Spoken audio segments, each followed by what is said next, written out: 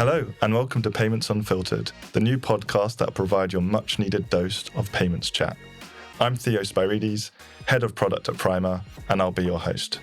Now, whether you know it or not, payments are unbelievably important and sit at the heart of our daily lives. Without a functioning payments ecosystem, the world today simply doesn't exist. So, payments are essential, yet they're also unbelievably complicated and hard to navigate. I experience this every day talking to amazing global companies, understanding their payment stack and the problems they face. So with this podcast, we'll be going deep into this fascinating ecosystem, speaking with the people who have built it and understanding their personal journeys, trying to understand the big questions around which direction the payment space will be heading, and of course, try and have some fun along the way. Today with me, I have the co-founder and CEO of Primer, Gabriel Le Roux, who is also my boss. Gab has been in the payment space for a decade, first at Braintree, where he was a commercial and product lead in both Europe and the US. Afterwards, he went on to co-found Primer, which is a payments infrastructure powering the likes of Zip, Ocado, Technology, and New Look, and other global giants. They're also backed by top VC firms. Today, we'll be diving into Gab's story, understanding why he decided to take the plunge to start a fast-growing payment startup, why he thought he could even go ahead and achieve that, and what he's learned along the way. Welcome, Gab. Thanks for having me on the show. This is exciting. Yeah, it's great. I think we get to speak so often, pretty much every day, multiple times a day, but I don't think we've ever had the forum to have this type of conversation. So excited to learn more about you and kind of the man behind the person. I'll be honest. Amazing. I'll try to share as much as possible. Awesome. So I think a really good starting point is, why did you decide to start a payments company? Yeah, it's a good question, right?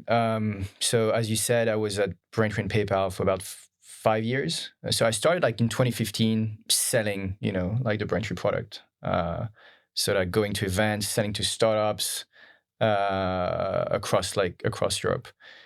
And then I started to sell to larger businesses, and I started working with a product team at Braintree and PayPal, and I've been doing that. I was doing that for all type of businesses, big ones, small ones, medium ones. And at some point, you realize that it's very difficult to solve their payments roadmap with what we had to sell. Right? I was going in a room with these companies, I was mapping out their payments infrastructure, whiteboarding with them, trying to understand how they were planning to use our product as Braintree and PayPal. And I quickly realized that they wanted to do a lot more, right? Payment isn't just that thing that needs to work, at the end of the purchasing funnel. They were looking to use payments as a lever for growth, as a way to differentiate themselves, as a way to create new type of experiences. And the reality is that, I was not really able to solve that, right? And I think, the frustration grows when you're talking to all these businesses and you realize wait a minute, you want something a lot bigger. You want an underlying infrastructure to solve for that bigger vision you have for your payments. And yeah, I think, this led to myself and Paul, my co-founder, discussing, thinking what could be the future of payments. And that's why we started Primer. That's super interesting. I guess to go back in time a bit, why did you join Braintree in the first place? It's a good question. So I was, I was looking at joining a tech company, right? I was always been fascinated by the product we use, how they're functioning. And I think you quickly realize, we do realize that because we're in payments, right? And as you said yourself, payments is very much part of everything we do. And I started I was quite interested by that. And as a matter of fact, when I start interviewing for companies back in 2015, I was only interviewing with a payments company. So I was really looking at, okay, what is actually central to our life? What are the things that we are using every day? And for some of them, we don't even realize we're using it, right? So you don't realize that you're using payments when you actually, or that you're paying when you're actually taking an Uber, but it's there, right?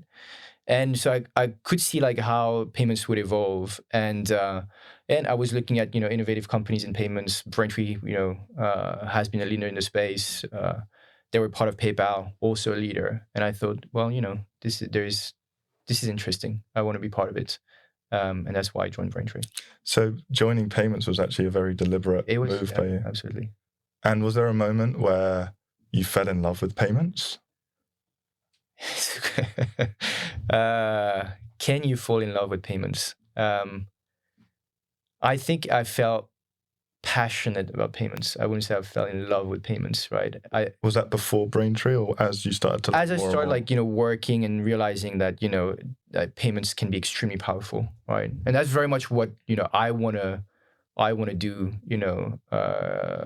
as a co-founder and CEO of Primer, right? We want to make payments that engine that drives like so much value, right, for our customer.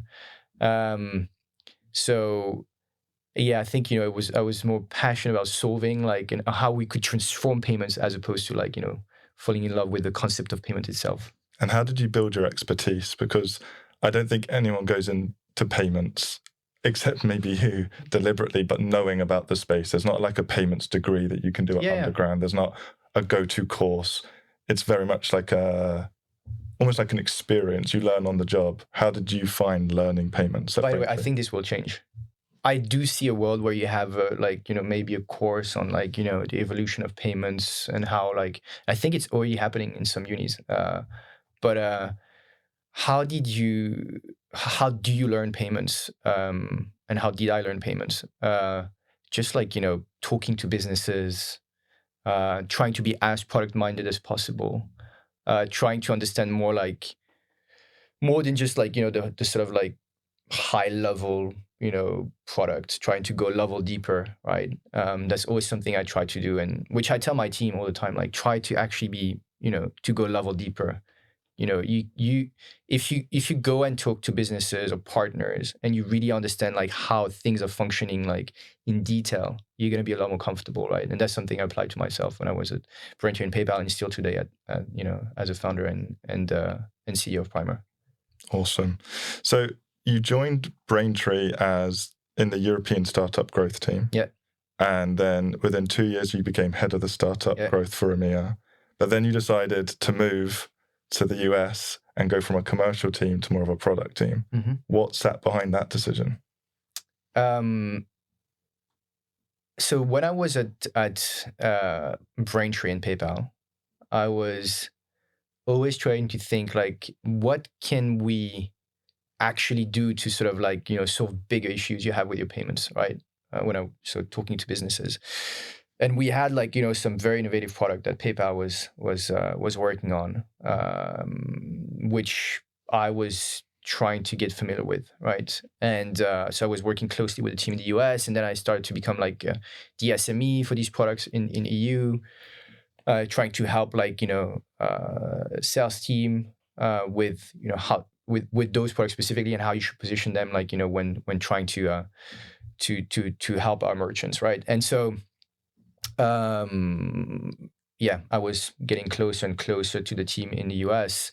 And then at some point, we're like, well, listen, we want to do more things with those products. We want to actually find ways to expand usage. We want to find ways to work with partners. We want to make sure that we actually like, further improving how these products are being used.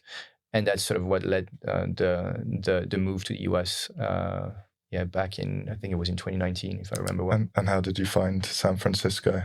Yeah, it's an interesting place. It's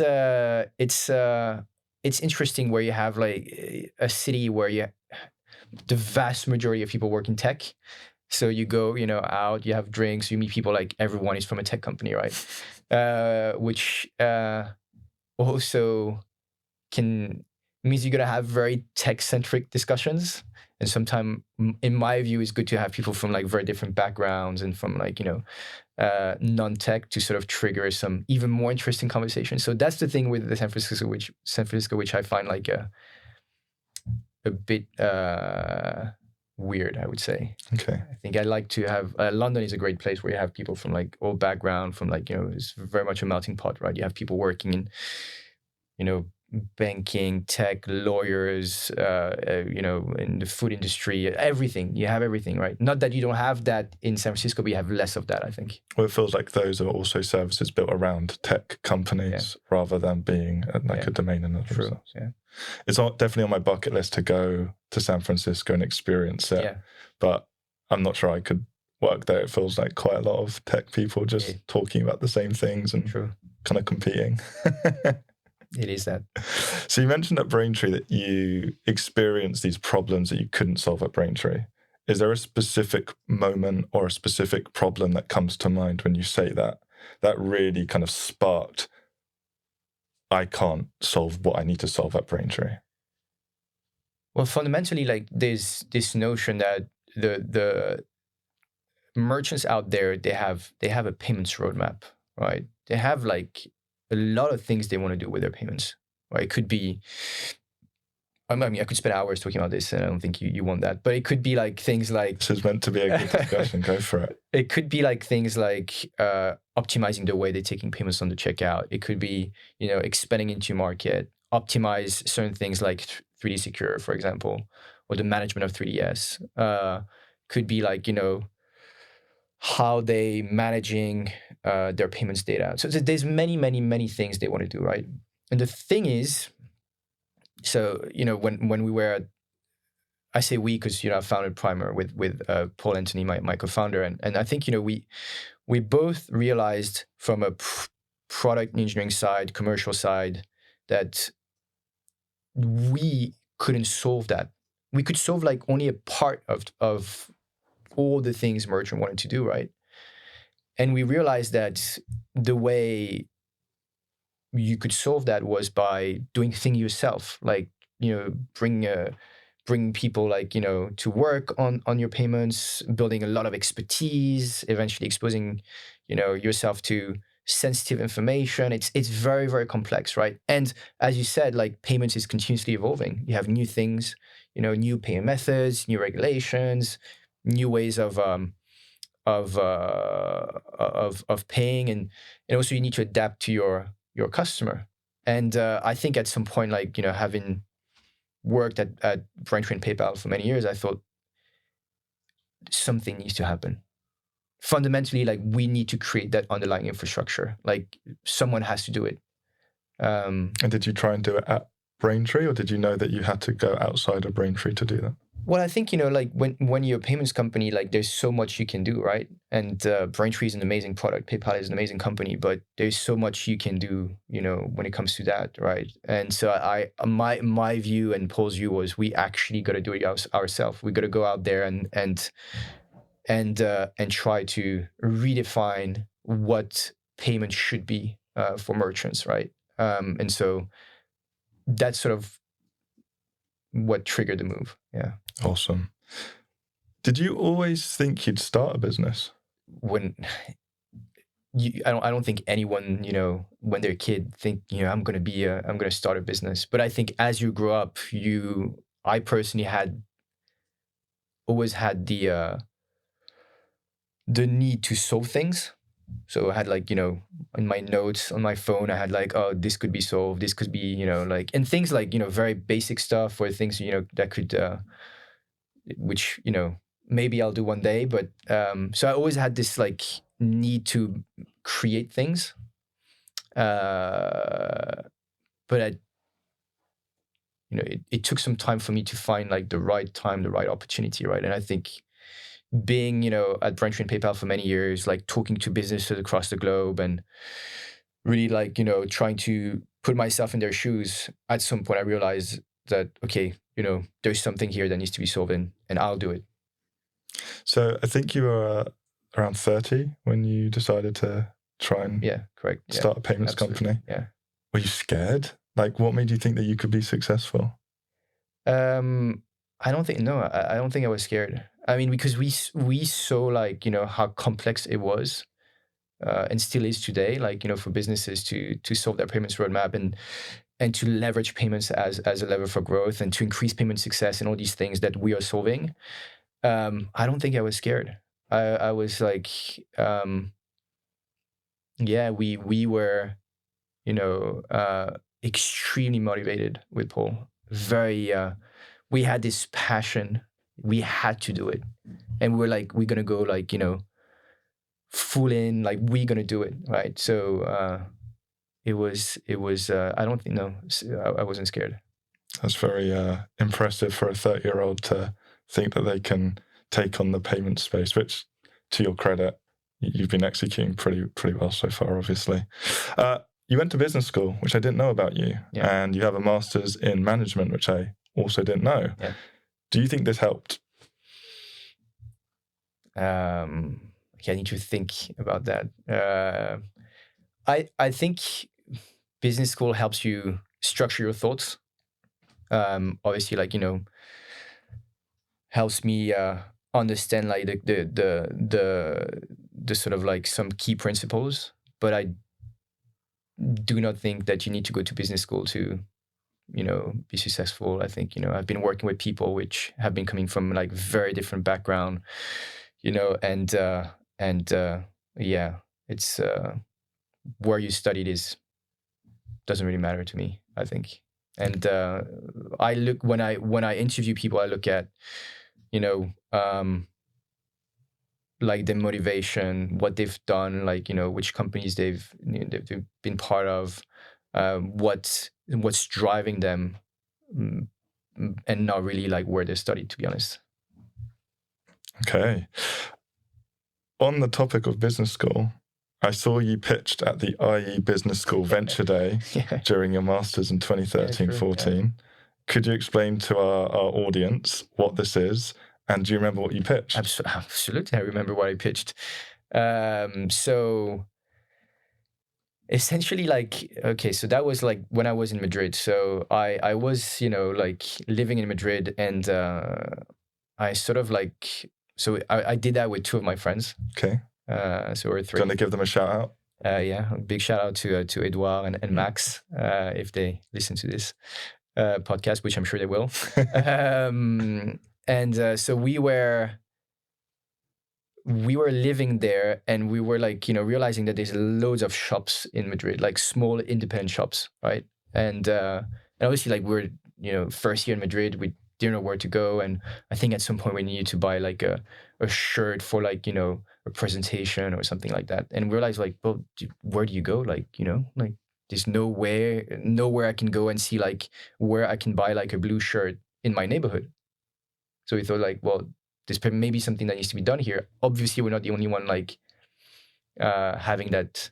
I would call it like, it's not a big issue for sure, but it's, still something I'm sure like people have been facing. So we thought like, okay, well, maybe we can actually create an app or website where you actually list all these independent shops, like have their inventory online, and then I could, go and essentially like search blue shirt and, see like, where I can buy that product. But what we thought as well is, I'm going to give ideas to people, and a few companies have tried to do that, by the way.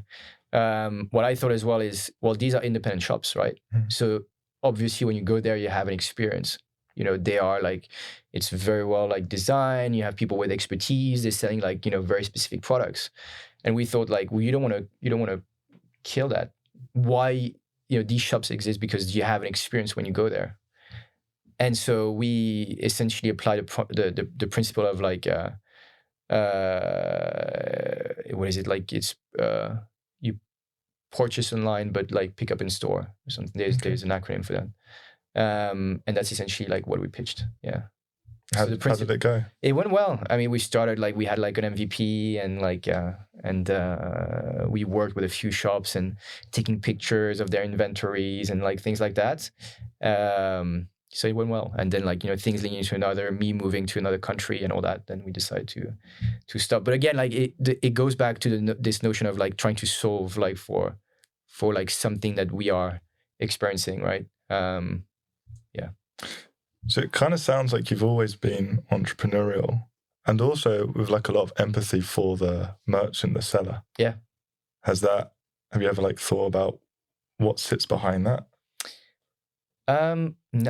It's actually something I never really thought about. I think the principle like an entrepreneur needs to solve is this notion of like helping people, I think, right? I mean, you want to do something to you're not doing something for you, you're doing something for the others, right? And that's essentially what we are doing at Primer. And we are here to help like merchants, payments team, leverage payment as much as they want to, right? I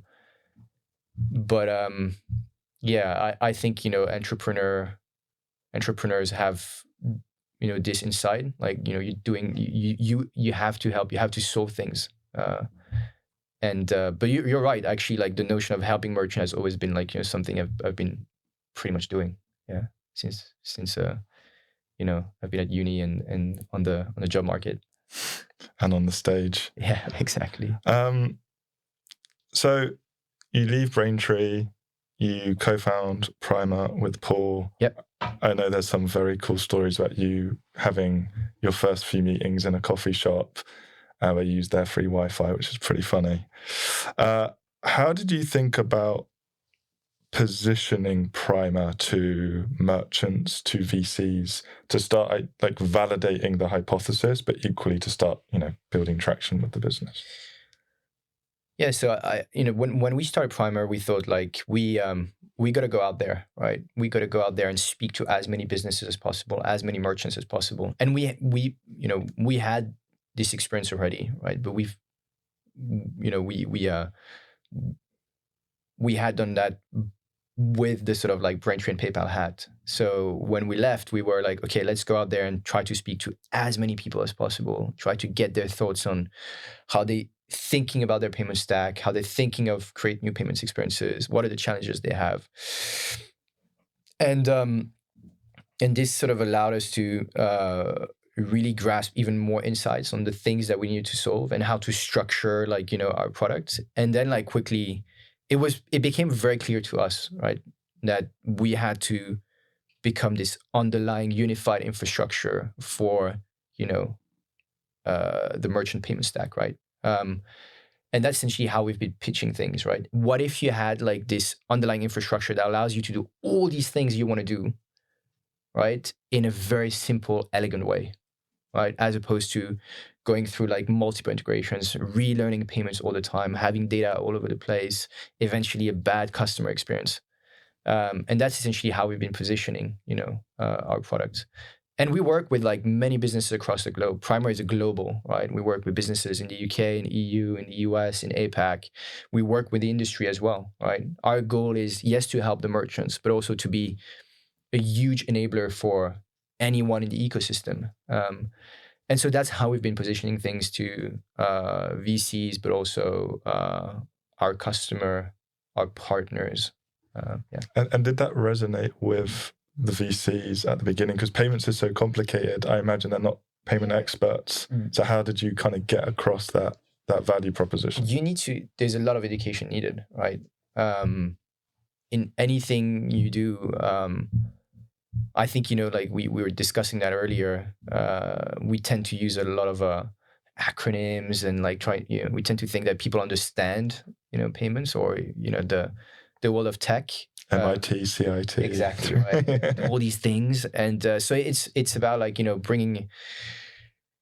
trying to make things simple, but also relevant, right? And that's essentially how you get people to understand what you're doing. Also like translating like, something that may seem complicated to something you are experiencing in your day-to-day. Hey, you arrive on the checkout. When you actually input your card, there is a tech company behind that, and when you're actually trying to pay with another payment method, it could be another integration. And so you sort of walk the audience, being VCs or anyone else, like along like the sort of journey and steps. And that's essentially what we did. And you've got some amazing investors at Primer. Do you have like a funny or sliding doors moment from maybe like a rejection early on with Primer that you look back on and kind of makes you smile? Of course. I mean, we had rejection. We had people really not understanding or, not really grasping the bigger picture, right? We were coming in with like so much passion, so much energy, saying like, hey, this is what needs to be done. We've seen how things need to evolve. What Primer is doing is it has to happen. And yeah, people were like, we don't understand. We don't get it. Why? And so, yeah, we had rejection. I don't have any funny story in mind, but we certainly had like people like really not understanding, what we're trying to solve. Has anyone that rejected you messaged you since? Yeah, sure. Absolutely. Slide into DMs. Yeah, we had that. Nice. It's time to get to know Gab better with a series of quick fire questions. Gab, I'm going to be asking you 10 quick fire questions. All right. Emphasis on quick. So quick answers. Quick answers. Okay. So, ready? Not really, but let's do it. All right. Early bird or night owl? Early bird. Tea or coffee? Coffee. Card or APM? Card. UK or France? UK. Favorite holiday destination? French Alps. In-store or online? Online. Book or film? Book. Restaurant or takeaway? Restaurant. Skiing or running? Good question. Running. And one thing you'd change about payments? One thing I would change about payments. This is a very difficult. Quick. Making it easy for anyone to leverage payments. Amazing. Thank you. That was tough. So you started Primer just before COVID. Correct, yeah. What was that like? And did you push for Primer to be remote first before COVID, or was it something that organically came with COVID? No, it was a conscious decision before COVID. So when we started thinking about Primer, like Paul and I were in like two different countries, right? I was in the US, he was in the UK. So we used to sort of jump on calls like early in the morning, late at night, like all these things. So we almost had this like remote experience already.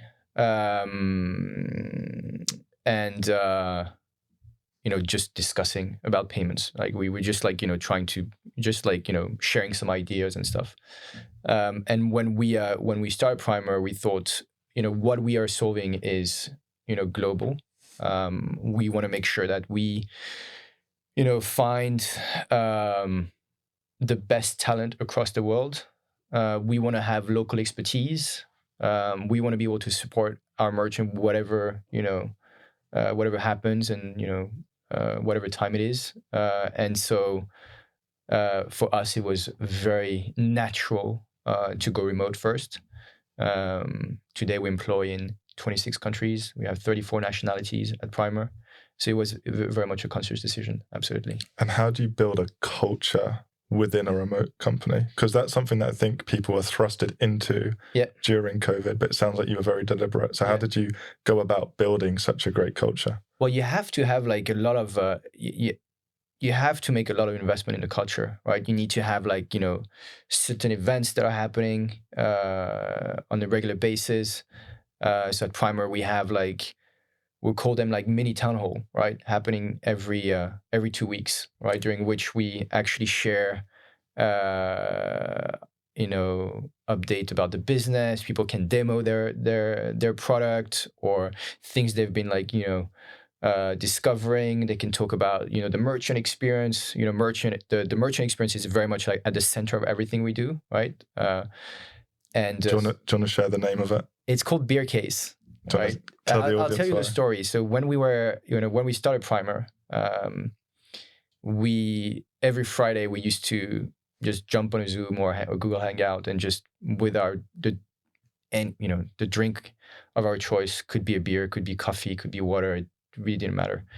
And we just used to actually just share our thoughts and discuss as a small team about the things that we've seen or any topic really. We're trying to create that sort of bonding experience. And then, as Primer grew, we thought, we need to keep that. We kept the name, but now it's a lot more I'd say organized. There's a lot more structure for these company-wide call that we're having. So there's that. And there's how you communicate on Slack, how you actually share things async.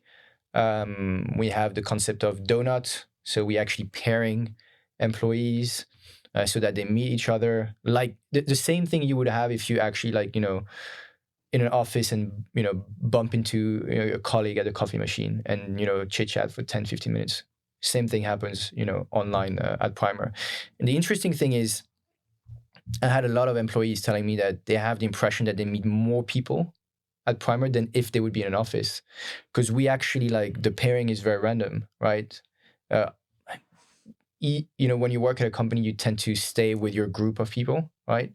Uh, and so yeah, so there's that's how you sort of build a culture. And we have like a people team doing an amazing job, like, fostering that culture. And my view is that the culture it needs to be very much like embedded in everything we do. And the leaders at Primer need to sort of like make sure that we are living by our values. And so that's the work that we've been doing as a remote first company. So it sounds like you're a big advocate for remote first. I've worked remote for most of my career, and I've actually really enjoyed it. I actually think Primer does it excellently for all the reasons you've said. We also do tacos, where you can give colleagues tacos in the appreciation channel, which is a very deliberate way of thanking someone and praising their work. Do you see any downsides for not being in an office? Well, I think, like the people will say that, it's harder for people to collaborate, or that. I personally don't think this is the case, right? You need to have like the tools to allow people to work together. You need to, I think there's a level of education on how, like, you should work remote. Documentation is critical, like, sharing like clear action points, and, letting people speak when you're on a call, right? And things like that. But I don't think there is any real downsides, right? And it's also like a matter of like trusting your employees. They're joining, they know you're remote, they know what we're trying to solve. It is big, we have a lot of work ahead of us.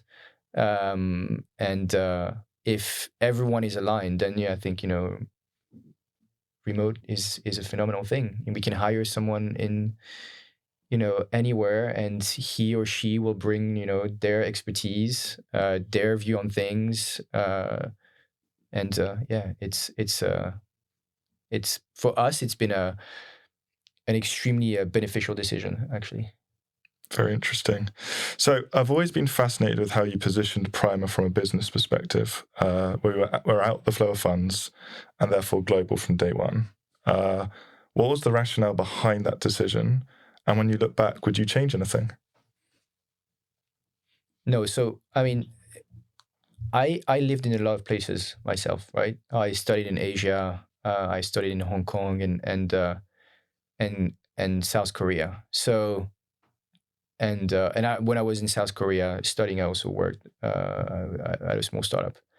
And so for us, when we thought about, like, Primer, we always thought as a global, company, not because we wanted to be global, but more because we knew that what we were, trying to solve is actually a global issue. Businesses across the globe are looking to sort of leverage payments as this lever for growth, and they're all looking to add more services. They're all looking to have more control over their payment stack. They're all looking to, have better visibility on their data. They're all looking to sort of create new commerce experiences. So why restricting yourself to, one single country, right? And so it was very, very much a conscious decision. We actually have to go global, and we have I mean, we've seen like how, companies across the world have been reacting to our product and positioning, I'm always amazed to see how, like, the world of payments is evolving in those different geographies. I would definitely say you are the definition of Mr. Worldwide, because you've stolen some of my research, but you've lived in 9 countries. Yeah. You did your undergrad in Italy. Yeah. You did a semester at the Hong Kong University of Science and Technology. Yep. A semester at the Korea Advanced Institute of Science and Technology. And your master's was in Spain. Correct. You've done some research. Done some research. You should know me by now. Yeah. It sounds like all of that has really impacted you in how because you've experienced the friction of payments. Yeah. And it's actually the same problem everywhere. And payments is so interesting when you're going into, like, and live in those countries. I mean, the way Korean, like, interact with payments through, like, super apps like Kakao is something that's sort of like, obviously had an impact on my way of thinking about payments. Yeah, absolutely. So I've only ever lived in London, so I haven't had that experience yet. So you've owned the go-to-market side of Primer since day one. We call it GTM, which is everything on the commercial side outside of product and engineering. How did you go about building that from scratch? Well, we, so again, like, when we founded Primer, we really, went out there, talked to hundreds of businesses across the globe, putting ourselves in their shoes. So what I've been doing with the go-to-market team is to try to apply the same principle, right? You're joining, Primer, to essentially help businesses understand like what they can do with their payments. We are, as a company, very much acting as if we are an extension of like the merchants payments team, and that's essentially like the culture we have in the go-to-market team. And so yeah, I mean, you start by hiring the first couple of like a sales manager, and to train them to have this mentality. You're here to essentially like immerse yourself in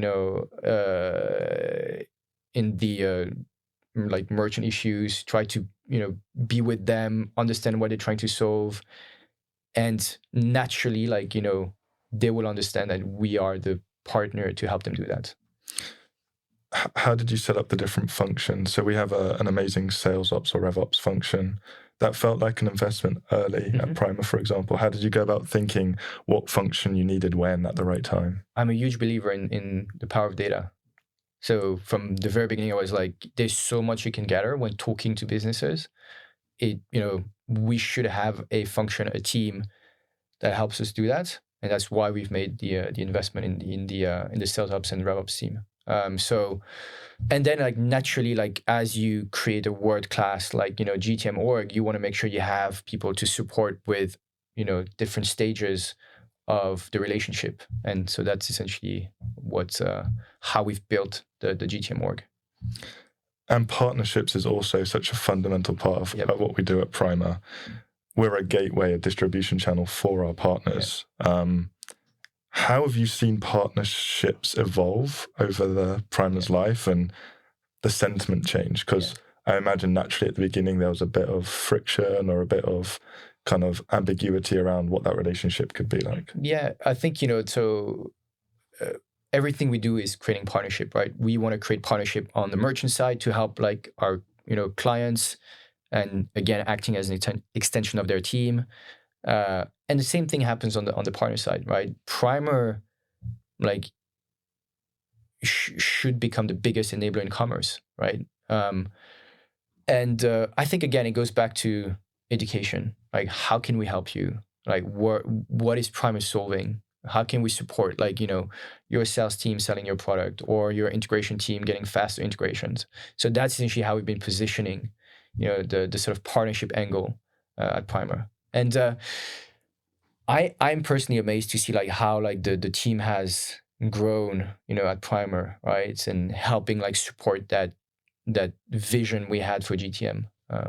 We have a world-class team in the go-to-market organization. 100%. It's actually the thing that surprises me the most is like how knowledgeable they are. I know it sounds kind of almost ironic, but how knowledgeable they are of the product and the problem it's solving. But it goes back to like the things we were discussing earlier.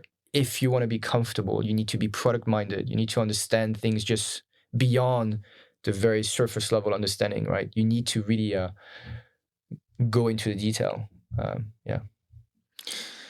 So you've started Primer, you've built the foundations of a world-class GTM org, spoken to merchants, starting to build partnerships.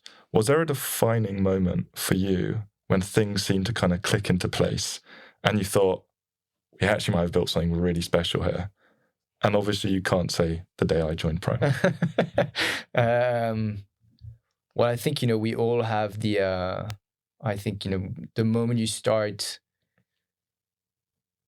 having like the merchants interacting with your product and realizing that it's very natural for them, right? The moment you actually see the first couple of users interacting with our workflow engine and some other part of our product as if they had this product forever.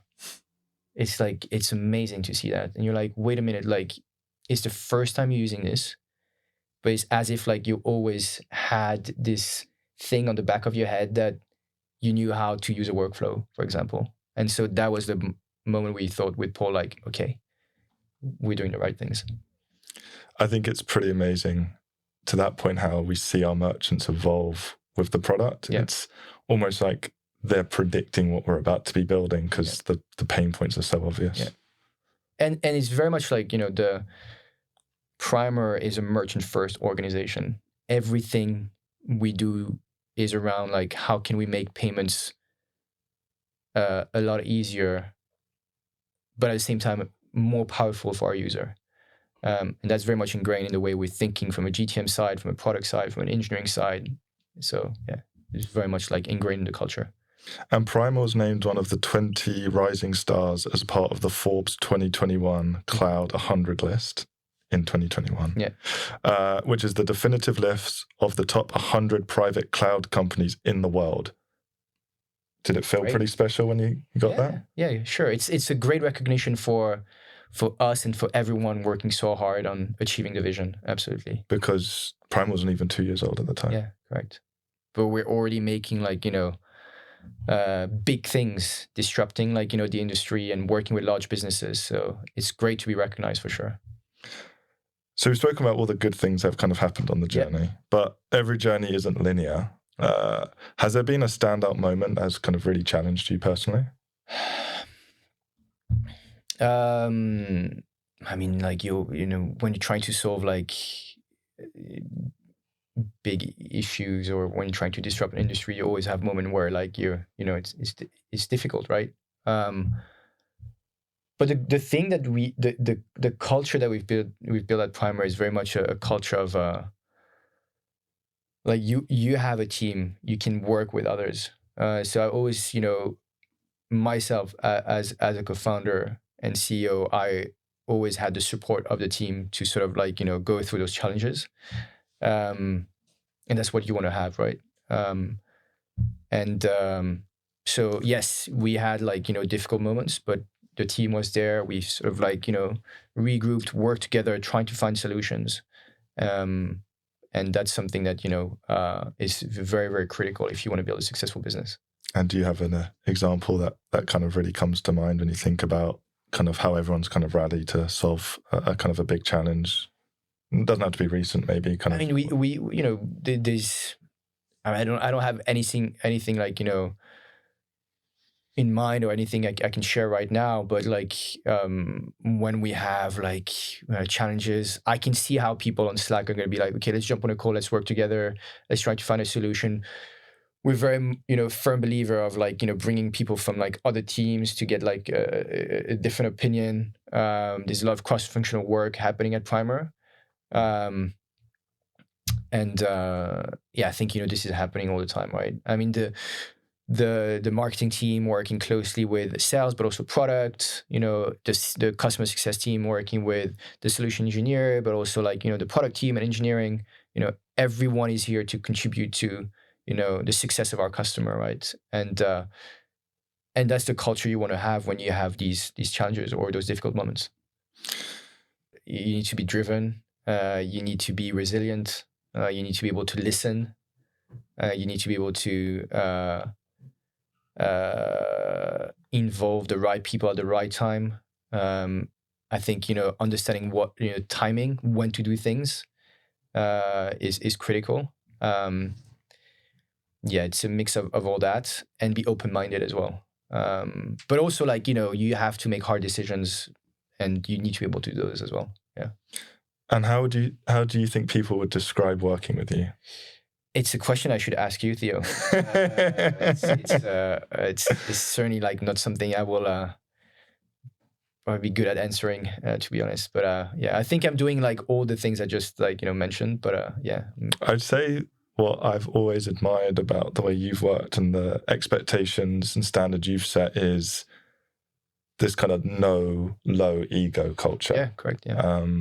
I'll never forget, it was April last year, Friday night at like 11:30 p.m. And we were both online, probably finishing something off ahead of the weekend. And there was an incident. Yep. And we both jumped in to the channel. And I think it went on until 2, 3 in the morning. Yeah. We jumped on the call with the engineer who was on call, and we kind of solved this incident for one of our kind of larger merchants. Do you think that's normal for a CEO to be doing that? I think so. Why not? Right, that's the reality of things, right? Like I'm here to solve, to disrupt the industry. If something is happening, which happens for everyone, right? Like this is like very much like part of like any the journey of any tech company. If we have issues and we see our customer having some challenges, again, we are here to solve their issue, their challenges. We're here to help them leverage payments, at its full potential, and we are part of their team. So it's very natural for me to jump on a call even very late at night to support the team. Absolutely. And I think that's also what, makes us special. We are like in this together. Yeah, I completely agree. I mean, I had the luxury of doing that this week as well. Okay, so you're the CEO of a high growth fintech startup. You've got a world-class GTM org that you built from the ground up, product market fit with great merchants. And now we're looking ahead. So you're flying around the world because we have merchants globally and investors globally, and you're meeting and talking to these people all the time. The true definition of Mr. Worldwide. What are the common themes that you're seeing today across all these different conversations that you're having, and how do they differ from the conversations that you kind of had at the beginning of Primer when you were kind of going through this exercise?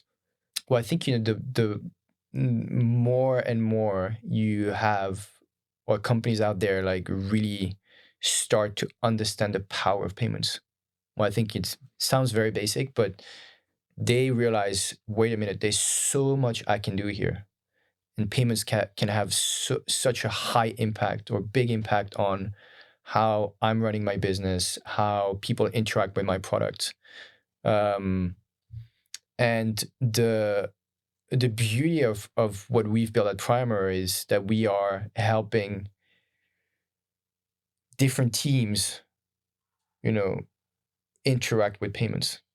It's not just like, the payments team. We are essentially solving for like a lot of payments use cases, or use cases that will interact with teams outside of the e-com team, the fraud team, the finance team, or the payments team. Like it could be like, the marketing team. It could be the support team at a company. It could be the customer success team. It could be like the finance team. And the finance team, of course, right? And so that's, something that we've seen like becoming very real, where loads of departments are thinking how they can leverage payments, or how they can improve the way they are leveraging payments. So that's something that has been very clear to us over the last couple of years. And that's how our product has evolved, where we can allow like, all these teams to work together in one central place to actually solve all the things they're trying to achieve. At the department level, but also as a group. And has the way you've had to articulate Primer changed over time? Not really. I think we've always, explained Primer in the same way. Obviously, like, the things evolve naturally, right? But the core of what we're trying to solve is still there. But the market has evolved, right? And really like, understand what we're trying to solve. And has that helped? Yeah, absolutely. Yeah. Because I've been impressed that we've gone this entire conversation so far without saying the word orchestration. Yes, absolutely. Yeah. I mean, we are like fundamentally like orchestration is a use case on Primer. We are doing a lot more than payments orchestration, right? So the notion of what we're trying to solve here is to be, again, this unified payments infrastructure that's solved for like loads of different use cases. could be orchestration, can be expansion, can be data consumption, can be payment flows across like different departments at a company, many things. And has this increased knowledge based on like the market growing? Do you feel that with the conversations you've had with VCs as well? Like, are they more attuned to like Yes, absolutely. what the power of payments is in that industry? I think the market is getting a lot more educated. Absolutely, and they really I do see a difference from when we started Primer and where we are today. I think people really understand that there's this notion of leveraging payments to grow your business. This notion of like putting payment success at the center of everything you do. Absolutely. And you've been in payments for a decade, Mm-hmm. worked at some top company at Braintree, Yep. founding one of the biggest, fast-growing fintech startups in the world. And obviously, fintech and payments has changed in that decade quite a lot. Yeah. If you had to like put your kind of hat on and predict what could the future in the next decade look like, do you have like any instincts or opinions on what payments will be like in 2034? Yeah, I mean, it's a question I get a lot, right? Like, what's the future of payments? It's very difficult to answer that question. Payment has evolved a lot, right? You've seen like how people interact with payments, how they think about payments, how it's been like, part of our life, and without even us realizing that we're paying, right? I mean, Uber is an example, like, the Amazon Fresh store, like you go in and you go out and that's it, right? I'm like, whoa, I mean, it's pretty crazy, right? If you think about it. I do think that in the future, like putting myself on the merchant side, like there's going to be so many ways you can leverage payments, right? To create loyalty experiences, to further improve like operational processes, to really differentiate yourself if you're like in a very competitive industry.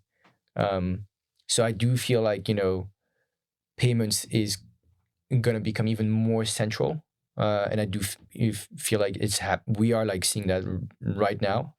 But it's going to be even more so the case, like, in the coming years, where like or teams that were not even interacting with payments will start like thinking, okay, but there's things I can do here, throughout the payment life cycle that would help me, improve my core KPIs, and improve the customer journey. So it's very much, it sounds high level what I just said, but it's very much this principle of like payments becoming embedded in lots of different part of a business. Yeah. I think I completely agree. And I think this notion that like payments as a siloed function is just going to dissipate. Yeah. And like it will be embedded in every team. I think so as well. Yeah. To finish, if you had to give one piece of advice to a new founder starting a fintech or payments company, what would that piece of advice be? There's a couple of things. Believe in yourself, very cliche, but if you start your company, you need really to believe that you're gonna be successful. Be resilient. Listen to others, and get the right people around you. The team is what's gonna make your company successful. So really think through like who you're getting on board, because these people will have an impact. Amazing. Well, Gab, thanks so much for being our first guest on Payments Unfiltered. It's been awesome chatting to you and hearing all your stories. Yeah, that was fun. Thanks, Theo. No worries. Thanks, Gab, for being our first guest. And thanks everyone for listening. We'll be back soon. Please don't forget to subscribe and follow all of our blog posts for the latest payments news.